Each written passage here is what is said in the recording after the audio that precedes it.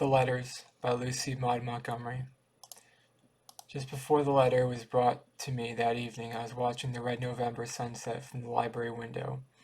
It was a stormy, unrestful sunset, gleaming angrily through the dark fir boughs that were now and again tossed suddenly and distressfully in a fitful gust of wind. Below in the garden, it was quiet, dark, and I could only dimly see the dead leaves that were whirling and dancing uncannily over the roseless path. The poor dead leaves, yet not quite dead. There was still enough unquiet life left in them to make them restless and forlorn. They hearkened yet to every call of the wind, who called for them no longer but only played frequently with them and broke their rest. I felt sorry for their leaves, and I watched them in that dull, weird twilight, and angry in a petulant fashion that almost made me laugh. With the wind that would not leave them in peace. Why should they and I be vexed with these transient breaths of desire for a life that had passed us by?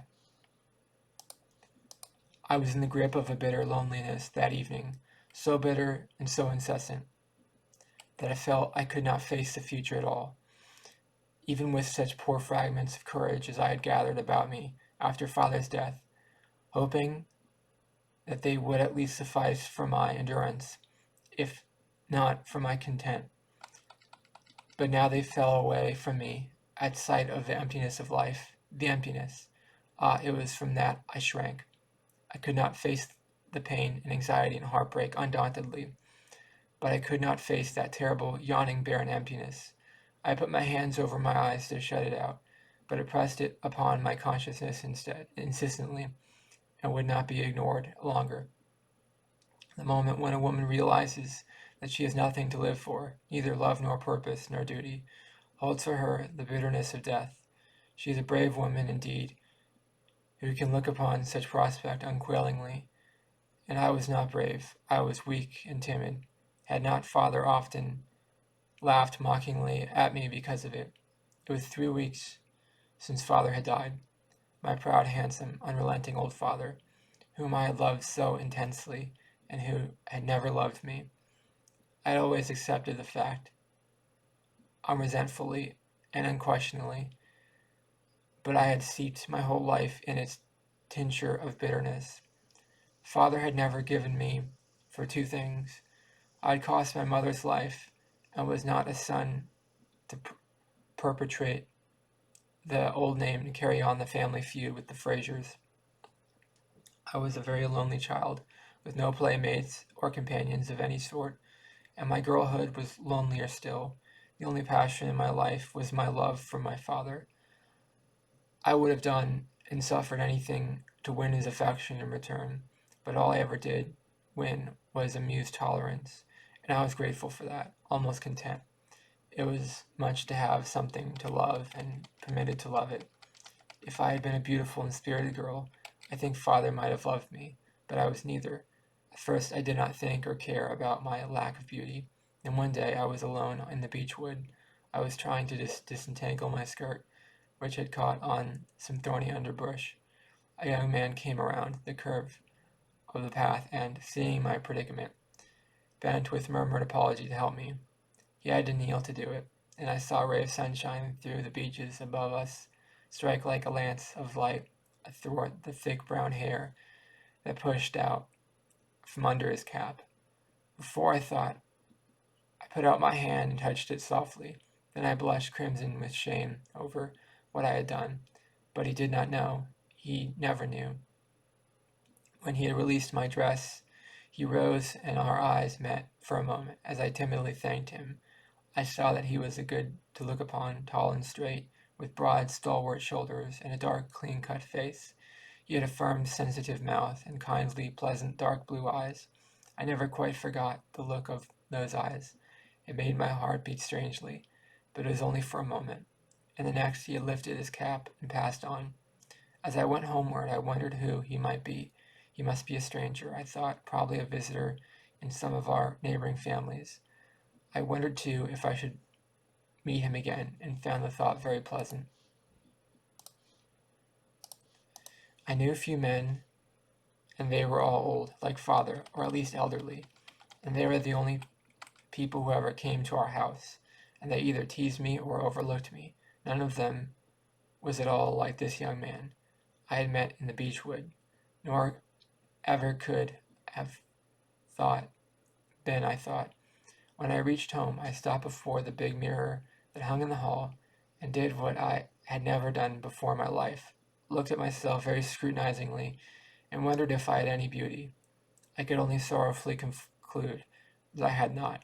I was so slight and pale, and the thick black hair and dark eyes that might have been pretty in another woman seemed only to accentuate the lack of spirit and regularity in my features. I was still standing there, gazing wistfully at my mirrored face, with a strange sinking in spirit, when father came through the hall, his riding whip in his hand. Seeing me, he laughed. "Don't waste your time gazing into mirrors, Isabel," he said carelessly. "That might have been excusable in former ladies of Shirley, whose beauty might pardon and even adorn vanity. But with you it is only absurd. The needle and the cookbook are all that you need to concern yourself with." I was accustomed to such speeches from him, but they had never hurt me so cruelly before. At that moment I would given all the world only to be beautiful. The next Sunday I looked across the church, and in the Fraser pew I saw the young man I had met in the wood. He was looking at me with his arms folded over his breast, and on his brow a little frown that seemed somehow indicative of pain and surprise. I felt a miserable sense of disappointment. If he were the Frasers' guest, I could not expect to meet him again. Father hated the Frasers. All the Shirleys hated them. It was an old feud, bitter and lasting, that had been as much our inheritance for generations as land and money. The only thing father had ever taken pains to teach me was detestation of the Frasers and all their works. I accepted this as I accepted all the other traditions of my race. I thought it did not matter much. The Frasers were not likely to come my way, and hatred was a good satisfying passion in the lack of all else. I think I rather took a pride in hating them as became my blood. I did not look at the Fraser pew again, but outside under the elms we met him, standing in the dappling light and shadow. He looked very handsome and a little sad. I could not help glancing back over my shoulder as father and I walked to the gate, and I saw him looking after us with that little frown which again made me think something had hurt him. I liked better the smile he had worn in the beechwood, but I had an odd liking for the frown too, and I think I had a foolish longing to go back to him, put up my fingers and smooth it away. "So Alan Fraser had come home," said my father. "Alan Fraser," I repeated with a strange, horrible feeling of coldness and chill coming over me like a shadow on a bright day. Alan Fraser, the son of old Malcolm Fraser, and Glenalyn, the son of our enemy. He had been living since childhood with his dead mother's people. So much I knew. And this was he. Something stung and smarted in his eyes. I think the sting and smart might have turned to tears if father had not been looking down at me. "Yes, didn't you see him in his father's pew? But I forgot. You are too demure to be looking at the young men and preaching. We're out of it, Isabel. You are a model young woman. Odd that the men never liked the model young women. Curse old Malcolm Fraser. What right has he to have a son like that when I have nothing but a puling girl?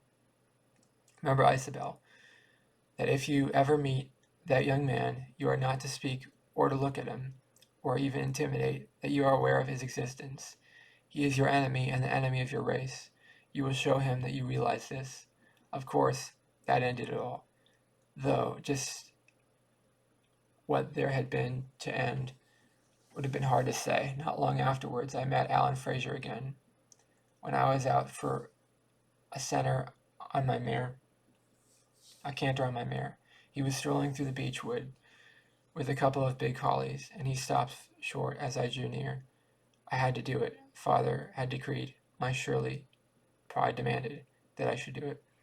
I looked him unseeingly in the face, struck my mare, blow with my whip and dash past him. I felt angry. I think that a Fraser should have the power to make me feel so badly in doing my duty. After that, I had forgotten.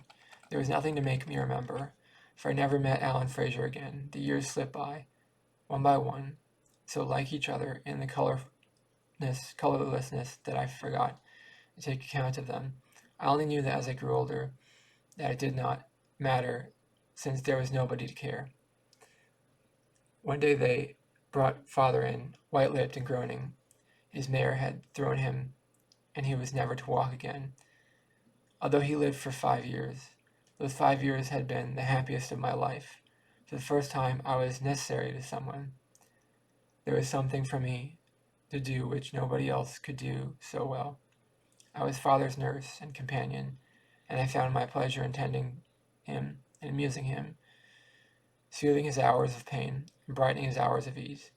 People said I did my duty toward him. I had never liked the word duty since the day I had ridden past Alan Fraser in the beech wood. I could not connect it with what I did for father. It was my delight, because I loved him. I did not mind the moods and the irritable outbursts that drove others from him. But now he was dead, and I sat in the sullen dusk, wishing that I need not go on with life either. The loneliness of the big, echoing house weighed on my spirit. I was solitary, without companionship. I looked out on the outside world, where the only sign of human habitation visible to my eyes was the light twinkling out from the library window of Gwendolen on the dark fir hill 2 miles away. By that light I knew Alan Fraser must have returned from his long sojourn abroad, for it was only shown when he was at Gwendolen. He still lived there, something of a hermit, people said. He had never married, but he cared nothing for society. His companions were books and dogs and horses. He has given to scientific researches, wrote much of further reviews. He traveled a great deal.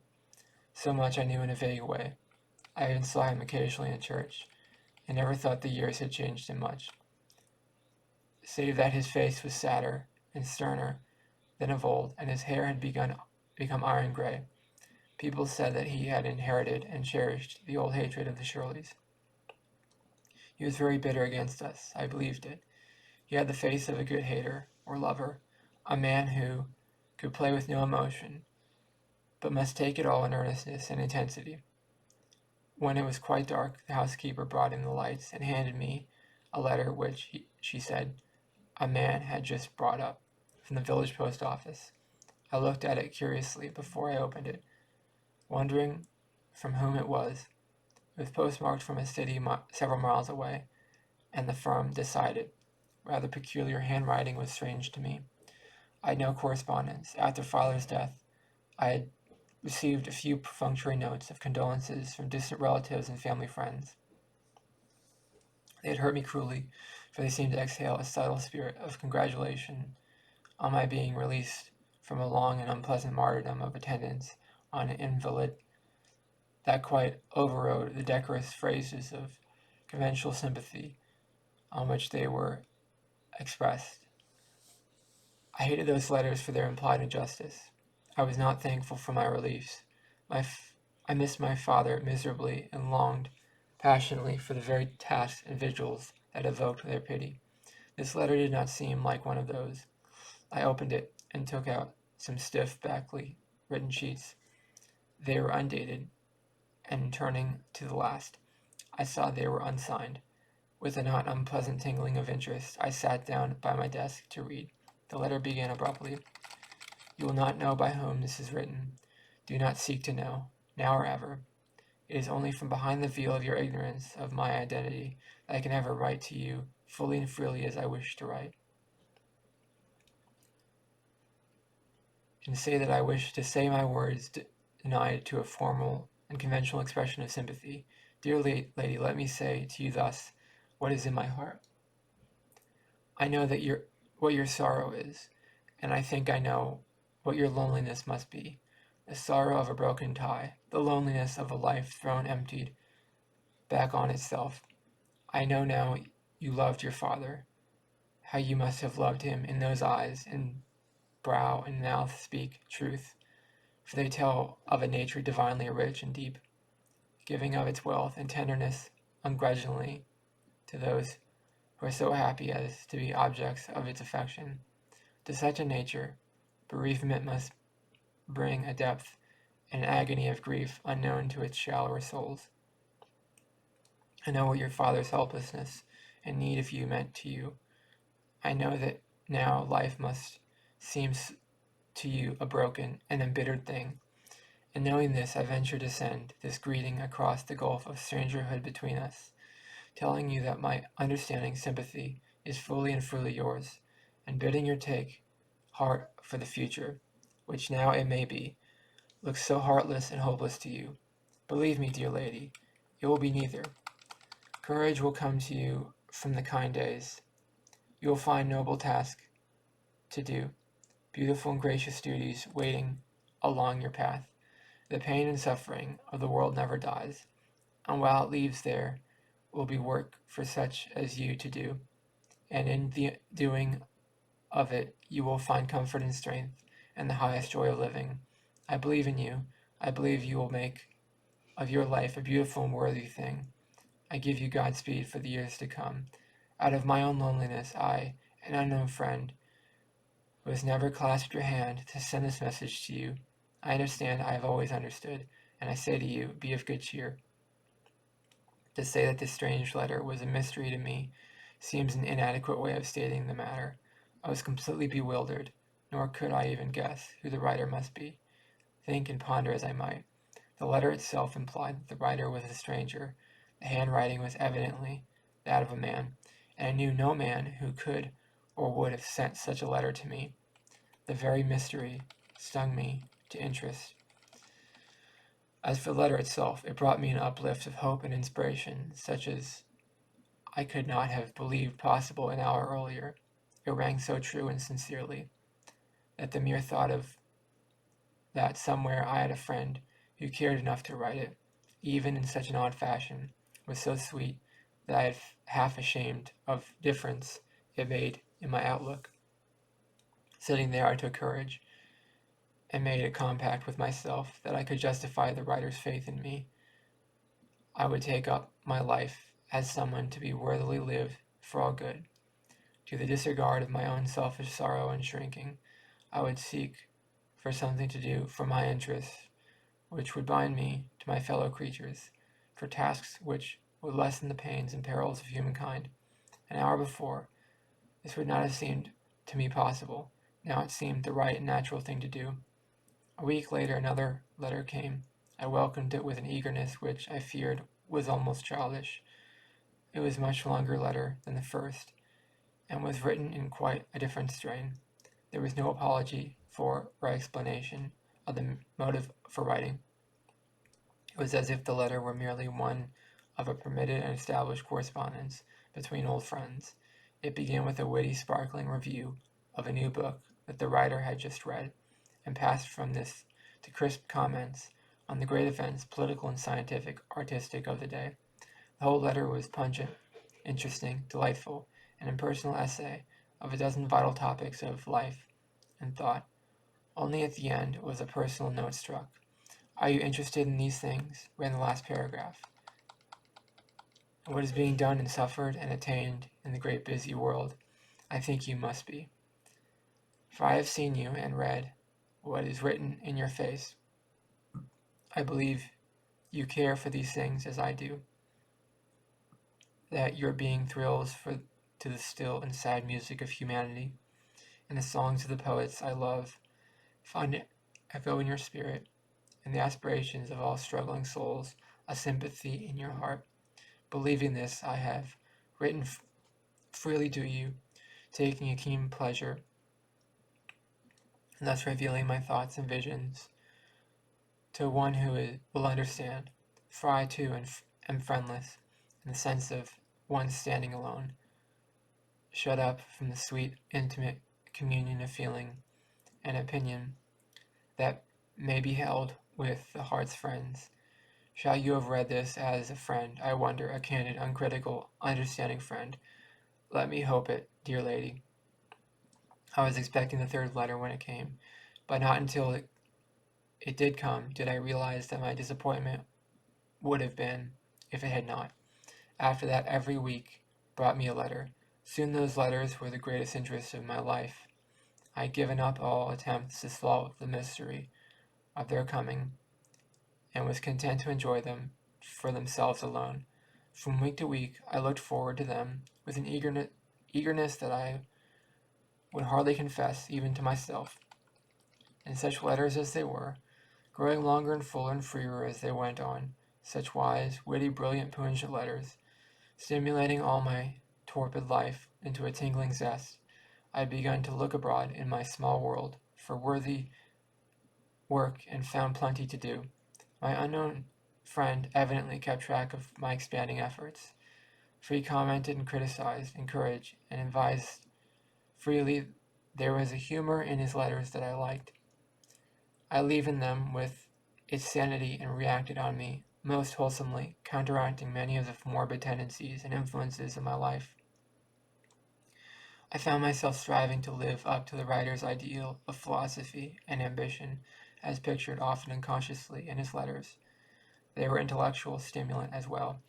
To understand them fully, I found it necessary to acquaint myself thoroughly with the literature and art, the science and the politics they touched upon. In every letter there was something new for me to hunt out and learn and assimilate, until my old narrow mental attitude had so broadened and deepened, sweeping out into circles of thought I had never known or imagined, that I hardly knew myself. They had been coming for a year before I began to reply to them. I had often wished to do so. There were so many things I wanted to say and discuss, but it seemed foolish to write letters that could not be sent. One day a letter came that kindled up my imagination and stirred my heart and soul so deeply that they insistently demanded answering expression. I sat down at my desk and wrote a full reply to it, safe in the belief that the mysterious friend to whom it was written would not never see it. I wrote with a perfect freedom and a total lack of self-consciousness that I could never have attained otherwise. The writing of that letter gave me pleasure second only to that which the reading of his brought. For the first time I discovered the delight of revealing my thought of unhindered by the conventions. Also I understood better why the writer of those letters had written them. Doubtless he had enjoyed doing so, that was not impelled thereto simply by a purely philanthropic wish to help me. When my letter was finished, I sealed it up and locked it away in my desk with a smile at my middle-aged folly. What I wondered would all my serious friends, my associates of mission and hospital committees think if they knew. Well, everybody has, or should have, a pet nonsense in her life. I did not think mine was any sillier than some others I knew, and to myself I admitted that it was very sweet.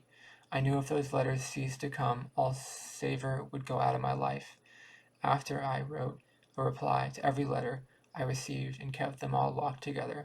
It was delightful. I wrote all my doings and perplexities and hopes and plans and wishes, and yes, and my dreams. The secret romance of it made me look on existence with joyous, contented eyes. Gradually a change crept over the letters I received. Without ever affording the slightest clue to the identity of the writer, they grew more intimate and personal. A subtle, caressing note of tenderness breathed from them and thrilled my heart curiously. I felt as if I were being drawn into the writer's life, admitted into the most sacred recesses of his thoughts and feelings. Yet it was all done so subtly, so delicately, that I was unconscious of the change until I discovered it in reading over the older letters and comparing them with the later ones. Finally a letter came, my first love letter, and was surely never a love letter received under stranger circumstances. It began abruptly, as all the letters had begun, plunging into the middle of the writer's strain of thought without any preface. The first words drove my blood to my heart, and then sent it flying hotly all over the face. I love you. I must say that at last, have you not guessed it before? It has trembled on my pen in every line I have ever written to you, yet I had never dared to shape it into words before. I know not how I dared now. I only know that I must. What a delight to write it out, and to know that you will read it. Tonight the mood is on me, and to tell it to you recklessly and lavishly, never pausing to stint or weigh words. Sweetheart, I love you, love you, love you, dear true, faithful woman. I love you with all my heart of a man. Ever since I first saw you, I have loved you.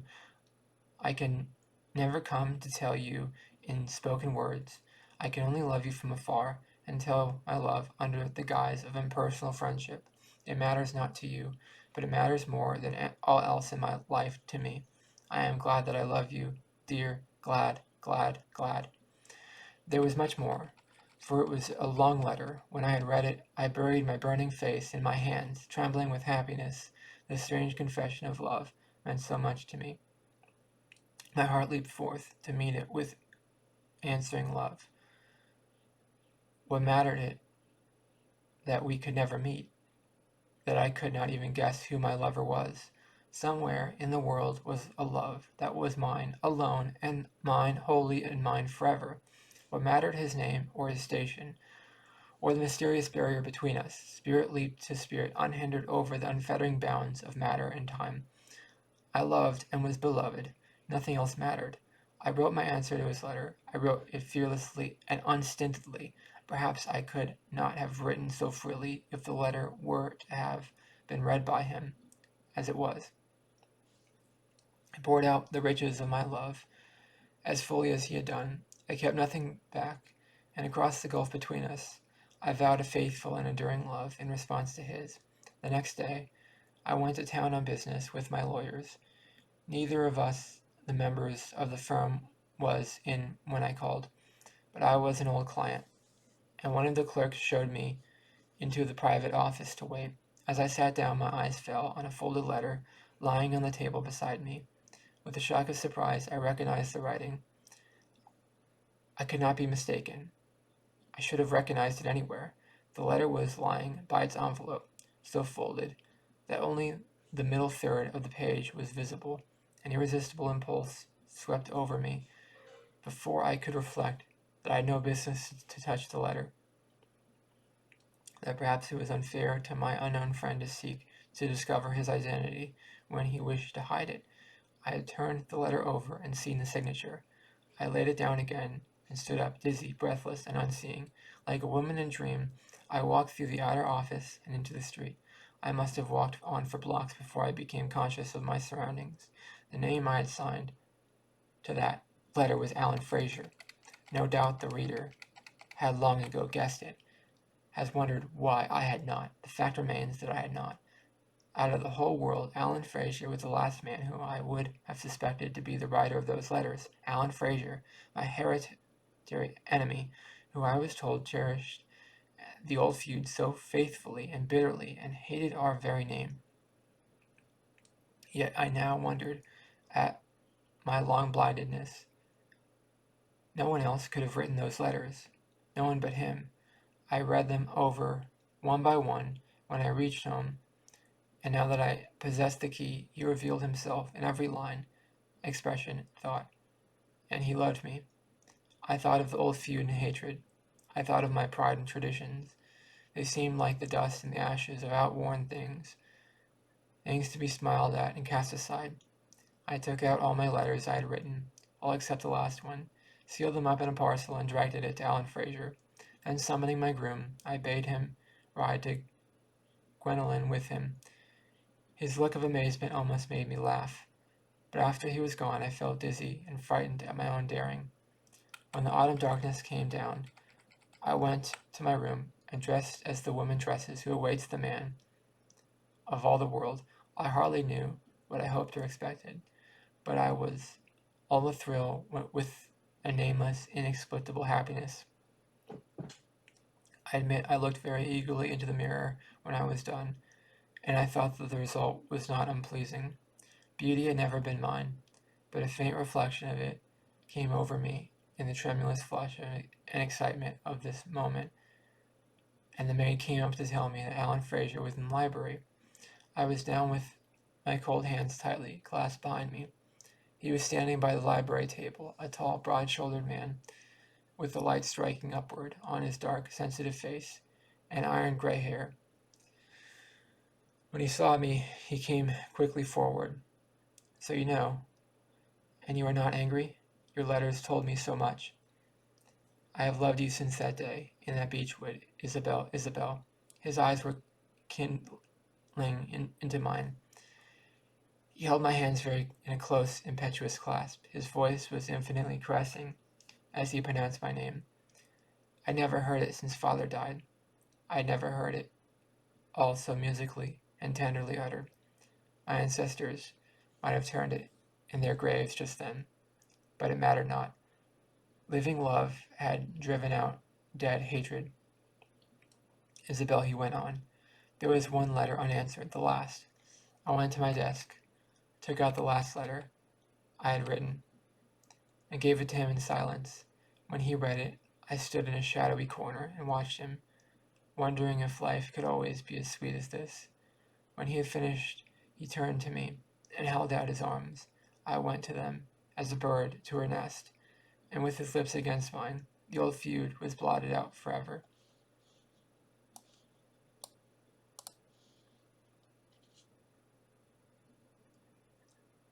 And that's the end of The Letters by Lucy Maud Montgomery. I like the story. It's very romantic. Sometimes it's hard to find a story like that, but this is a really good author, so I'm going to keep reading her until I read all her short stories. Then I'm going to try to find another author as good as this and try to keep reading stories like this and increase my spirits. Let me know in the comments below, what did you think of the story? I really like the story. Let me know in the comments if you liked the story. Please subscribe to this channel to be part of the community. And please like this video. It really helps the channel out a lot. Thank you for watching. Have a great day. Bye-bye.